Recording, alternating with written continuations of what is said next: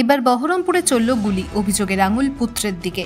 বহরমপুর শহীদাবাদ এলাকার জোড়া শিব মন্দিরের গলিতে আততায়ী সুশান্ত মণ্ডলের দিকে লক্ষ্য করে আগ্নেয়াস্ত্র চালায় এবং সেই আগ্নেয়াস্ত্রের ছড়রা গুলিতে আহত হয় সুশান্ত মণ্ডল। এরপর এলাকাবাসীরা তড়িঘড়ি তাকে মুর্শিদাবাদ মেডিকেল কলেজ হাসপাতালে ভর্তি করেন। প্রাথমিকভাবে সুশান্তবাবু জানান কে গুলি চালিয়েছে তাড়াতাড়ি দেখতে পাননি, যদিও অভিযোগের আঙুল তার ছোট পুত্রের দিকে।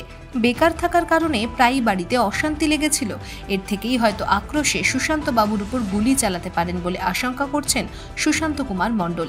ইতিমধ্যেই মুর্শিদাবাদের বহরমপুর থানার পুলিশ তদন্ত শুরু করেছে।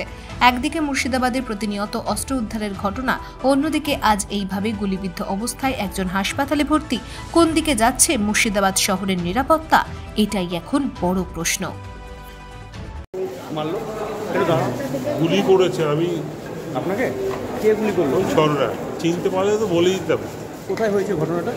জোড়াশিব মন্দির। জোড়াশিব মন্দির আজকে হয়েছে? আজকে। তো ওখানে আপনি ছিলেন? 5:30 আমি যাচ্ছিলাম। মানে কিসের জন্য মারলো? কিছু কে মারলো চিনতে পেরেছেন? আমার আইডিয়া আমার ছোট ছেলে করিয়েছে এটা। কেন?